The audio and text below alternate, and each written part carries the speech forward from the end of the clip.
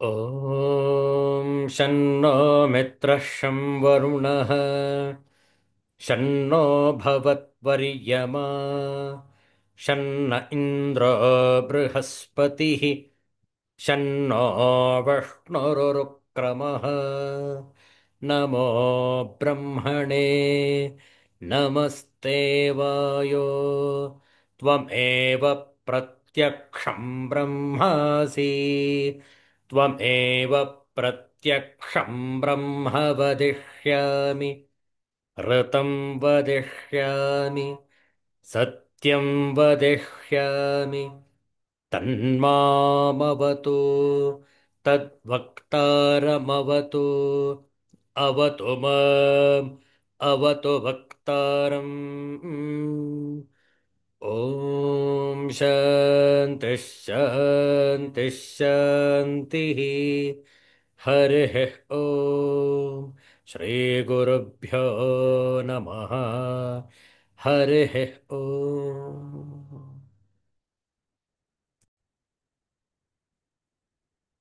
Universal prayer. Let's chant this together. O hidden life, vibrant in every atom. O hidden light, shining in every creature. O hidden love, embracing all in oneness. May each who feels himself as one with thee know he is also one with every other. Om Shanti, Shanti, Shanti.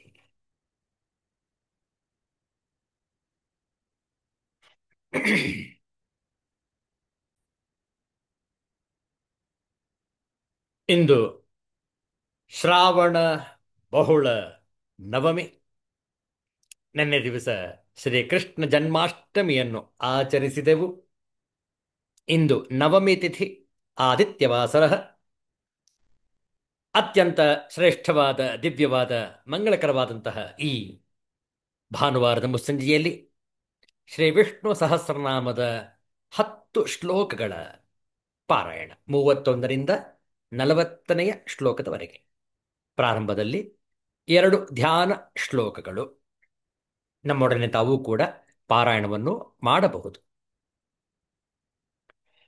ಶಾಂತಾಕಾರಂ ಭುಜಗಶಯನಂ Padmanabham ಸುರೇಶಂ ವಿಶ್ವಾಧಾರಂ ಗಗನಸದೃಶಂ ಮೇಘವರ್ಣಂ ಶುಭಾಂಗಂ ಲಕ್ಷ್ಮೀಕಾಂತಂ ಕಮಲನಯನಂ ಯೋಗಿಭಿರ್ಧ್ಯಾನಗಮ್ಯಂ Vande ವಿಷ್ಣುಂ ಭವಭಯಹರಂ ಸರ್ವಲೋಕೈಕನಾಥಂ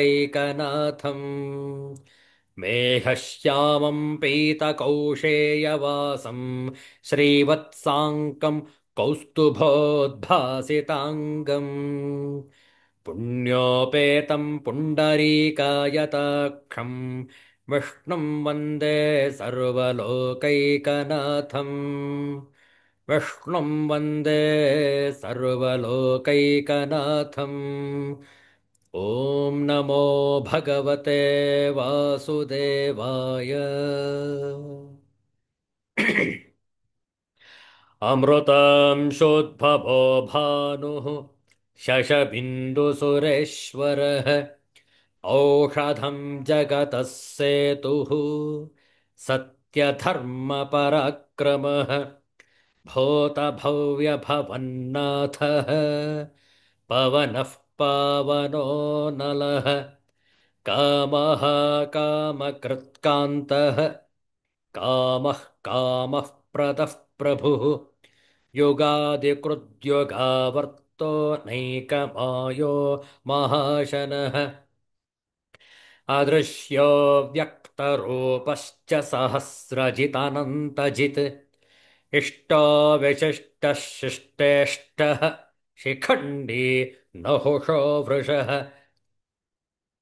ಕ್ರೋಧಃ ಕ್ರೋಧಕರ್ತ ವಿಶ್ವಬಾಹುರ್ಮಹೀಧರಃ ಅಚ್ಯುತಃ ಪ್ರಥಿತಃ ಪ್ರಾಣಃ ಪ್ರಾಣದೋ ವಾಸವಾನುಜಃ ಅಪಾಂ ನಿಧಿರಧಿಷ್ಠಾನಮಪ್ರಮತ್ತಃ ಪ್ರತಿಷ್ಠಿತಃ स्कन्दः स्कन्दधरो धुर्यो वरदो वायुवाहनः वासुदेवो बृहद्भानुरादिदेवः पुरन्दरः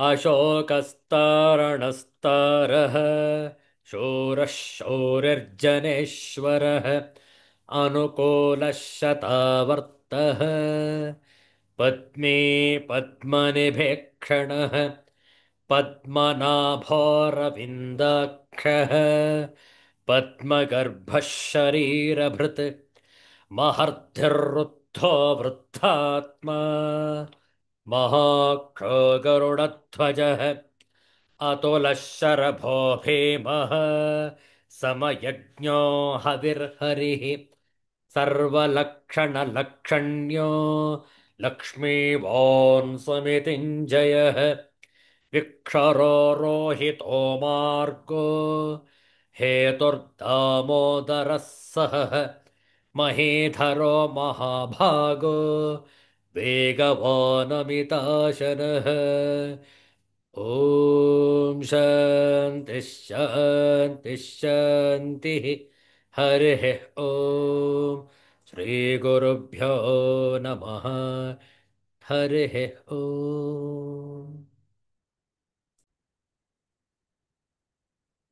ಶ್ರಾವಣ ಬಹುಳ ಈ ನವಮಿ ತಿಥಿಯಲ್ಲಿ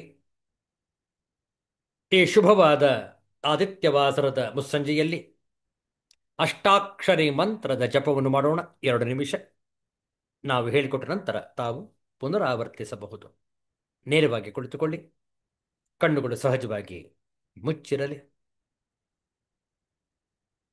ಸಂಪೂರ್ಣ ಶರೀರದ ಚಟುವಟಿಕೆಗಳ ಮಾನಸಿಕ ಜಾಗೃತಿ,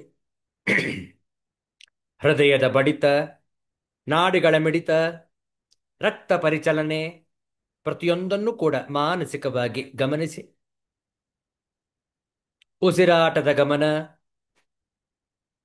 ಶ್ವಾಸಕ್ರಿಯೆ ಅತ್ಯಂತ ನಿಧಾನವಾಗಿ ಸಾಗುವಂತಿರಲಿ. ನಿಧಾನದ ಉಸಿರಾಟ ಮನಸ್ಸಿನ ಪ್ರಶಾಂತತೆಗೆ ಪೂರಕ. ಮನಸ್ಸು ಪವಿತ್ರವಾಗಿರಲಿ, ಆನಂದವಾಗಿರಲಿ, ಶುದ್ಧವಾಗಿರಲಿ. ಈ ಶುಭ್ರವಾದ ಆನಂದದಾಯಕವಾದ ಮನಸ್ಸಿನ ಮೂಲಕ ಅಷ್ಟಾಕ್ಷರಿ ಮಂತ್ರದ ಜಪ. ಓಂ ನಮೋ ನಾರಾಯಣಾಯ, ಓಂ ನಮೋ ನಾರಾಯಣಾಯ.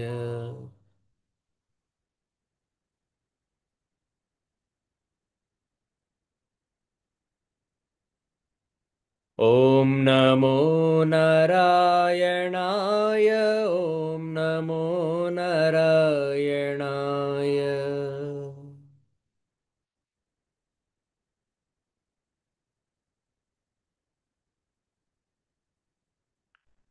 ಓಂ ನಮೋ ನಾರಾಯಣಾಯ, ಓಂ ನಮೋ ನಾರಾಯಣಾಯ.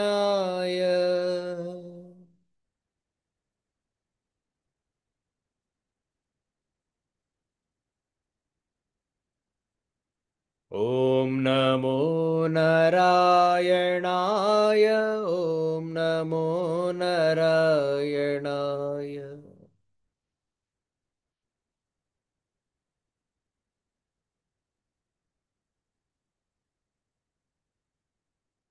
ಓಂ ನಮೋ ನಾರಾಯಣಾಯ, ಓಂ ನಮೋ ನಾರಾಯಣಾಯ.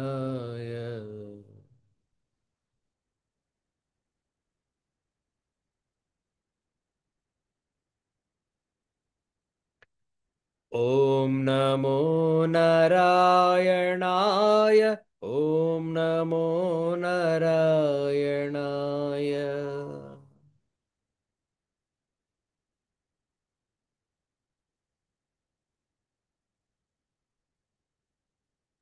ಓಂ ನಮೋ ನಾರಾಯಣಾಯ.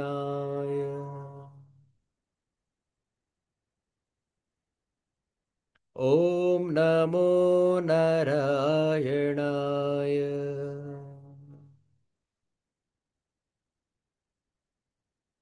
ನಿಧಾನವಾಗಿ ಕಣ್ಣುಗಳನ್ನು ತೆರೆಯುವುದು.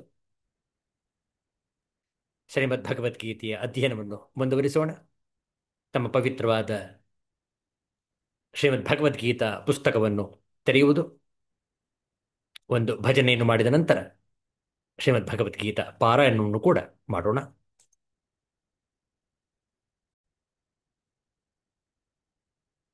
ಹಿಂದಿಯ ಭಜನೆ.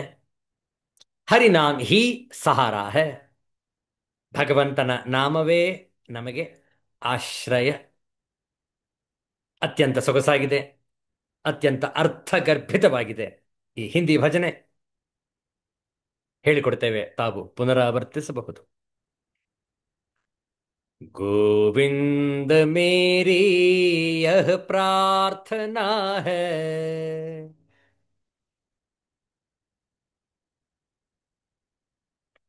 भूलू न मैं नाम कभी तुम्हारा।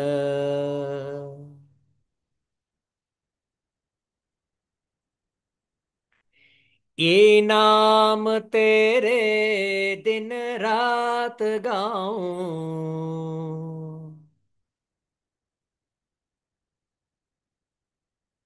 गोविंद दामोदर माधवेति।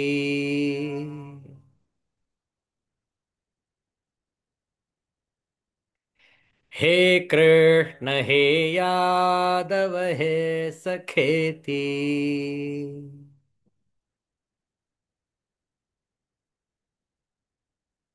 देहांत काले तुम सामने हो,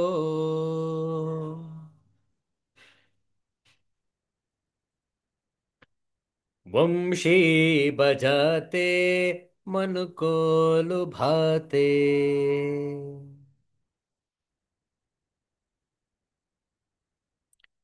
गाते यही नाम तन नाथ त्यागो,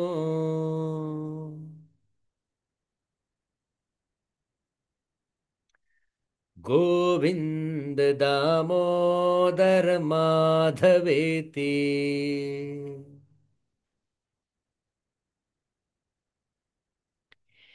हे कृष्ण हे यादव हे सखेति।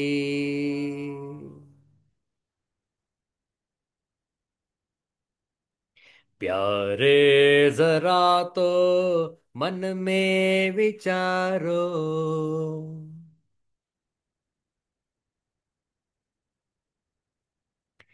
क्या साथ लाए अरुले चलोगे।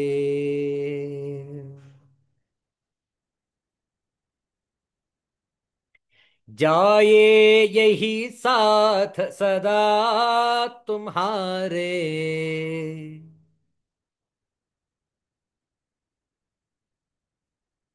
गोविंद दामोदर माधवेति।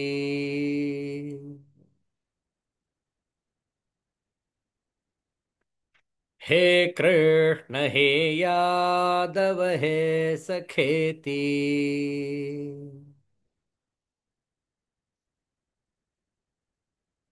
नारे धरा धाम सुपुत्र प्यारे,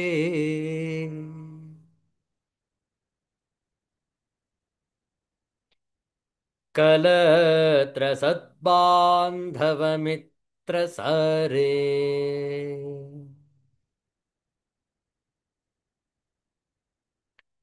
कोई न साथी हरि को पुकारो,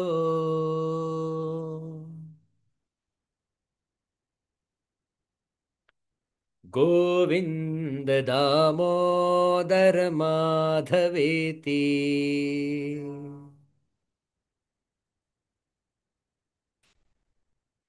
हे कृष्ण हे यादव हे सखेति।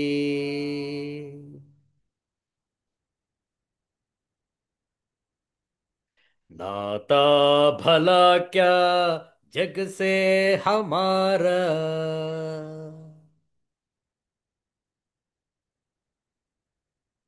आए यहाँ क्यों कर क्या रहे हैं।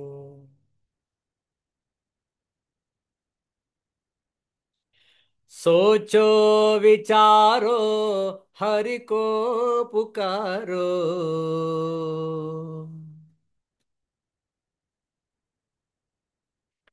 गोविंद दामोदर माधवेति।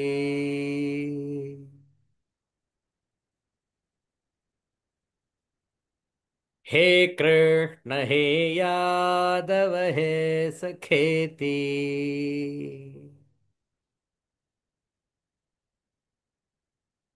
सच्चे सखा है हरि ही हमारे।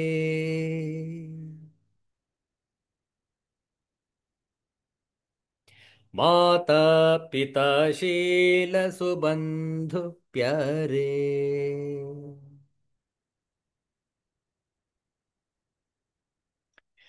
भूलो न भाई दिन रात गाओ।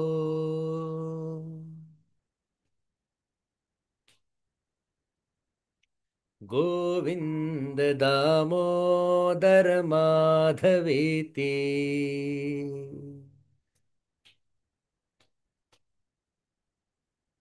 हे कृष्ण हे यादव हे सखेति।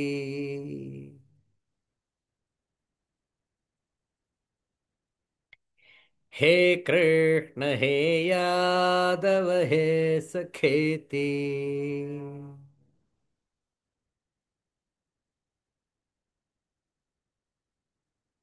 वृंदावन बिहारी लाल की जय। सिद्धांत अवधूत चिंतन श्री गुरुदेव दत्त। जय जय रघुवीर समर्थ श्री सद्गुरुनाथ महाराज की जय।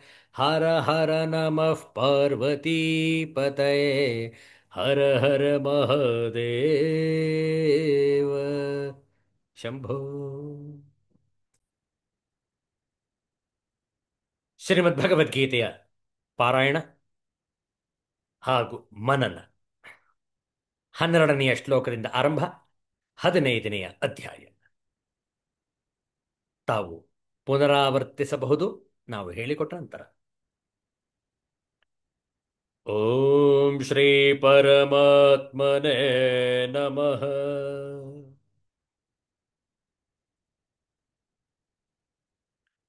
ಅಥ ಪಂಚದಶೋऽಧ್ಯಾಯः.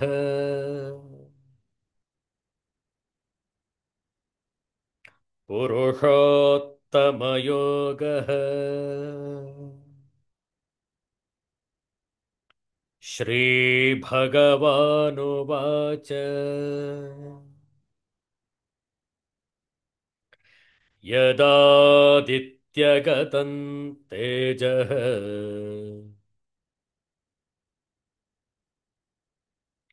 जगद्भासयतेऽखिलम् यच्चन्द्रमसि यच्चाग्नौ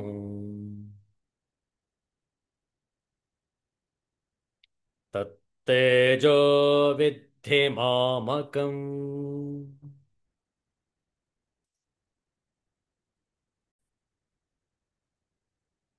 गामाविश्य च भूतानि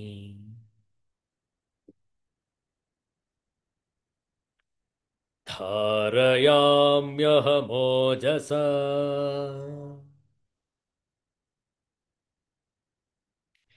पुष्णामि चौषधीः सर्वाः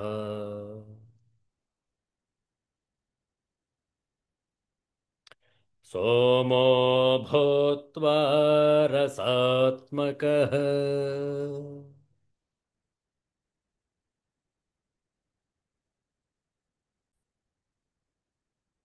अहं वैश्वानरो भूत्वा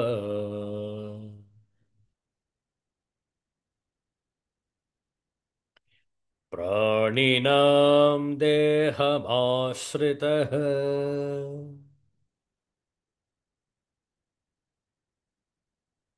ಪ್ರಾಣಾಪಾನಸಮಾಯುಕ್ತಃ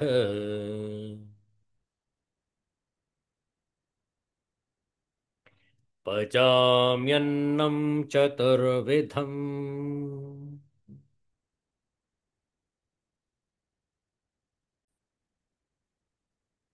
ಸರ್ವಸ್ಯ ಚಾಹಂ ಹೃದಯ ಸನ್ನಿವಿಷ್ಟಃ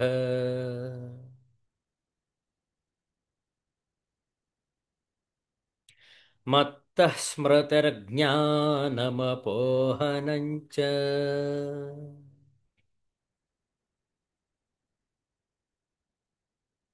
ವೇದೈಶ್ಚ ಸರ್ವೈರಹಮೇವ ವೇದ್ಯಃ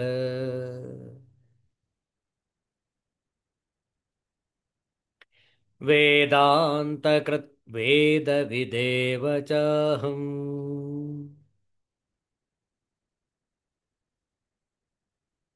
ಓಂ ಶಾಂತಿ ಶಾಂತಿ ಶಾಂತಿ ಹರಿ ಓಂ ಶ್ರೀ ಗುರುಭ್ಯೋ ನಮಃ ಹರಿ ಓಂ. ಅತ್ಯಂತ ದಿವ್ಯವಾದಂತಹ ಸಂದೇಶ ಈ 15ನೇ ಅಧ್ಯಾಯದ 15ನೆಯ ಶ್ಲೋಕ. ಏನದು? ಅಹಂ ಸರ್ವಸ್ಯ ಹೃದಯ ಸನ್ನಿವಿಷ್ಟ. ನಾನು ಪ್ರತಿಯೊಬ್ಬರ ಹೃದಯದಲ್ಲಿ, ಮನಸ್ಸಿನಲ್ಲಿ, ಬುದ್ಧಿಯಲ್ಲಿ ಅಂತರ್ಯಾಮಿಯಾಗಿ ಇದ್ದೇನೆ. ಇಂತಹ ಸಂದೇಶ ನೋಡಿ. ನಾವು ಮರೆತು ಬೇರೆ ಏನೇನೋ ಪ್ರಾಪಂಚಿಕವಾದಂತಹ ವಿಷಯಗಳನ್ನು ಚರ್ಚೆ ಮಾಡ್ತಾ ಇರ್ತೇವೆ, ಕಾರ್ಯಗಳನ್ನು ಮಾಡ್ತಾ ಇರ್ತೇವೆ.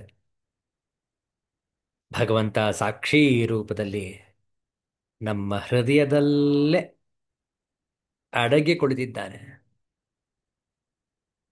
ವಿಚಾರ ಮಾಡಿ. ನಮಗೆ ನೋಡುವಷ್ಟು ವ್ಯವಧಾನವಿಲ್ಲ. ನೋಡಿದ್ದರೆ ಪ್ರಾಪಂಚಿಕತನಕ್ಕೆ ಮಾರು ಹೋಗುತ್ತಿರಲಿಲ್ಲ. ವಿಚಾರ ಮಾಡಿ. ಮರೆತಿರುವುದರಿಂದಲೇ ನಾವು ಪ್ರಾಪಂಚಿಕತನಕ್ಕೆ ಹೆಚ್ಚು ಒತ್ತನ್ನು ಕೊಡುತ್ತೇವೆ, ಹೆಚ್ಚು ಸಮಯ ಕೊಡುತ್ತೇವೆ. ಅಂತರ್ಮುಖರಾಗಿ ಹೃದಯ ಹೃದಯದಲ್ಲಿರುವಂತಹ ಆ ಭಗವಂತನನ್ನು ವೀಕ್ಷಿಸಲು ನಮಗೆ ಪುರುಸೊತ್ತಿಲ್ಲ, ವ್ಯವಧಾನವಿಲ್ಲ, ಟೈಮ್ ಇಲ್ಲ. ಪೇಪರ್ ಓದಲಿಕ್ಕೆ, ನ್ಯೂಸ್ ಪೇಪರ್ ಓದಲಿಕ್ಕೆ, ಧಾರಾವಾಹಿಗಳನ್ನು ನೋಡುವುದಕ್ಕೆ, ವಾರ್ತೆಗಳನ್ನು ನೋಡುವುದಕ್ಕೆ ಸಾಕಷ್ಟು ಸಮಯ ಉಂಟು. ಅದೇ ಮೌನವಾಗಿ ಕುಳಿತು ಏಕಾಂತದಲ್ಲಿ ಧ್ಯಾನಸ್ಥರಾಗಿ ಕುಳಿತುಕೊಳ್ಳುವುದಕ್ಕೆ ನಮಗೆ ಸಮಯವಿಲ್ಲ. ಆದ್ರಿಂದಲೇ ಭಗವಂತ ಬಹಳ ದೂರ ಇದ್ದಾನೆ ಅಂತ ಹೇಳ್ತೀವಿ ನಾವು. ಯಾಕೆ? ನಾವು ಹತ್ತಿರವಾಗಿರುವುದನ್ನು ಕಾಣುತ್ತಿಲ್ಲ, ಅದಕ್ಕೆ. ಹೌದಲ್ಲ? ಭಗವಂತನೇ ನೆನಪುಗಳನ್ನು ಕೊಡುವಂಥದ್ದು. ಭಗವಂತನೇ ಆ ವಿದ್ಯೆ, ಆ ಜ್ಞಾನವನ್ನು ಕೊಡುವಂಥದ್ದು. ಭಗವಂತನೇ ನಮ್ಮ ಎಲ್ಲ ದುಶ್ಚಟಗಳನ್ನು, ದೋಷಗಳನ್ನು ಹೋಗಲಾಡಿಸುವವನು, ಮರೆಸುವವನು. ಅಪೋಹನಂಚ ಸ್ಮೃತಿ ಜ್ಞಾನಂ ಅಪೋಹನಂಚ. ನೋಡಿ,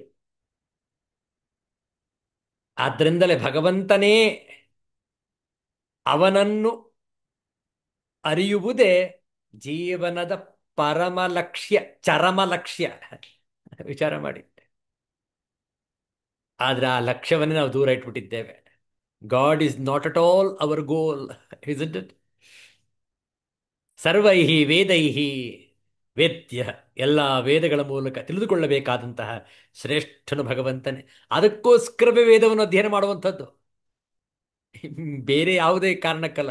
ವೇದಗಳನ್ನು ಅಧ್ಯಯನ ಮಾಡೋದು ಅದಕ್ಕೆ, ಭಗವಂತನನ್ನು ಸಾಕ್ಷಾತ್ಕರಿಸಿಕೊಳ್ಳುವುದಕ್ಕೆ. ಅಹಮೇವ ವೇದಾಂತ ಕೃತ್. ಆ ವೇದಾಂತವನ್ನು ರಚನೆ ಮಾಡಿದವನು ಕೂಡ ಭಗವಂತನೇ. ವೇದವಿತ್ ಅಹಮೇವ. ಆ ವೇದಗಳನ್ನು ತಿಳಿದವನೂ ಭಗವಂತನೇ. ಆದ್ದರಿಂದ ಭಗವಂತನನ್ನು ಅರಿತುಕೊಳ್ಳಬೇಕಾದದ್ದೇ ಜೀವನದ ಚರಮ ಲಕ್ಷ್ಯ, ಪರಮ ಲಕ್ಷ್ಯ, ಶ್ರೇಷ್ಠವಾದ ಲಕ್ಷ್ಯ, ಜ್ಯೇಷ್ಠವಾದ ಲಕ್ಷ್ಯ. ನಾನು ಎಲ್ಲ ಜೀವಿಗಳ ಹೃದಯದಲ್ಲಿ ಅಂತರ್ಯಾಮಿ ರೂಪದಿಂದ ಇದ್ದೇನೆ. ನನ್ನಿಂದಲೇ ಸ್ಮೃತಿ, ಜ್ಞಾನ ಮತ್ತು ಅಪೋಹನ, ಸಂಶಯ, ವಿಪರ್ಯಾಸಾದಿ ದೋಷಗಳ ನಿವಾರಣೆ ನನ್ನಿಂದ ಉಂಟಾಗುತ್ತವೆ. ವೇದಗಳ ಮೂಲಕ ತಿಳಿದುಕೊಳ್ಳಬೇಕಾದ ಶ್ರೇಷ್ಠನೂ ನಾನೇ. ವೇದಾಂತದ ರಚನಾಕಾರ ಮತ್ತು ವೇದಗಳನ್ನು ತಿಳಿದವನೂ ಸಹ ನಾನೇ. ಎಷ್ಟು ಚಂದ ಇದೆ ನೋಡಿ. ಇದನ್ನು ಮತ್ತೊಂದು ಆಯಾಮದಿಂದ ವಿಚಾರ ಮಾಡೋಣ. ಆಂಗ್ಲ ಭಾಷೆಯಲ್ಲಿ ಲೆಟ್ಸ್ ನಾವ್ contemplate, ponder over this divine 15th ಶ್ಲೋಕ in English. Because in every angle, if at all we can contemplate on these verses, contemplate on these thoughts, ponder over this eternal being, I tell you, our mind, our heart will be purified. That's the only purpose of these satsangs. God is the ultimate goal. God is to be realized. Think. Let us understand every line now. Sarvasya chaham hridasannivishtaha. So beautiful is this line. I am seated in the hearts of all. If there be thus an infinite omnipotent power that manifests itself as the different things in the world, how can a seeker make his pilgrimage towards it and meet this great divine? Lord Krishna says that he lives in the hearts of all living creatures. Here, the heart doesn't mean the physiological heart, but it is the metaphysical heart. The term heart in philosophy means minds which have been trained to entertain constantly the positive qualities of love, tolerance, mercy, charity, kindness, etc. A peaceful, joyous, settled in tranquility, alert and vigilant to receive higher intimations is called the heart. The infinite dwells in the heart means though he is present everywhere, the Lord is most conspicuously self-evident during meditation in the heart of the meditator. Mattaha smritihi jnanam apohanam cha. From me come memory, knowledge, as well as their absence. The consciousness divine has been declared above as revealing in the heart of every living creature. The light of life seems to have no particular justification to exit, since all perceptions are through the body, all feelings are through the mind, all thoughts are through the intellect. The Gita here declares what exactly is then the special grace of consciousness. It is the light of consciousness that illumines all our experiences in life. From this supreme alone, all memories, knowledge, as well as forgetfulness come to us. Memory is constituted of our experiences of the past stored away in our understanding, which guide our present and future activities. All education and knowledge that we have at this moment are memories from the past. Unless we are aware of these memories, they will not be available in our present life, isn't it? Reacting properly to the present sets of stimuli and thereby gaining fresh and vivid experiences is the process of widening our field of knowledge. And all these processes are possible only in the light of life.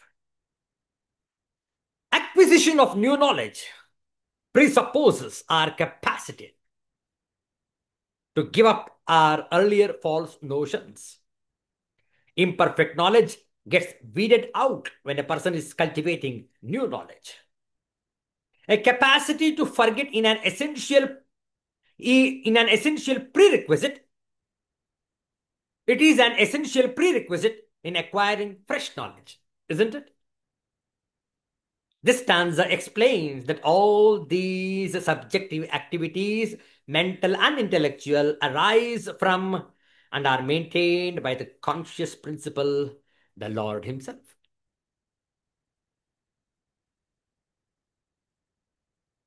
Vedaischa sarvaihi ahameva vedyah.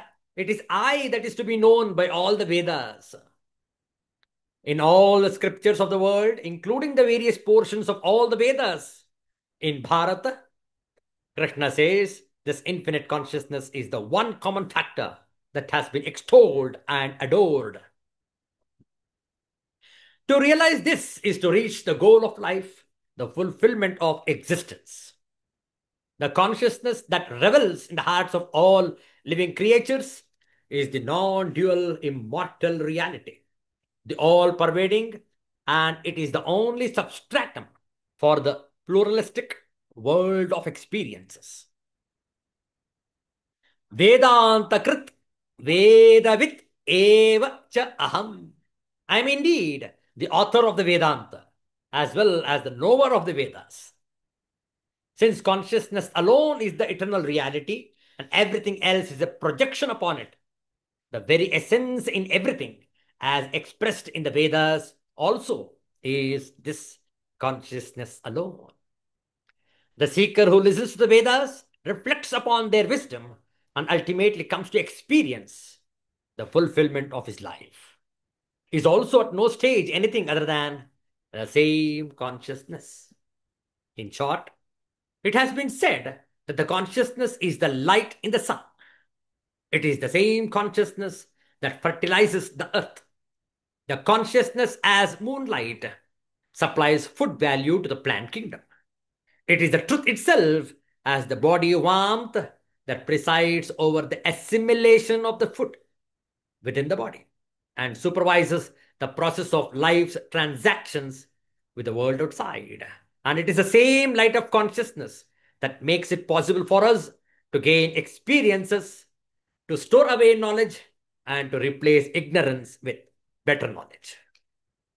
The eternal principle, which thus expresses itself as the phenomenal power, which with their activities make it possible for life to exist on the surface of the earth, and which helps the higher life to grow and expand into wisdom, is the very theme indicated in the Vedas as the eternal reality. And to know it and to bring it under our experience is to know the infinite.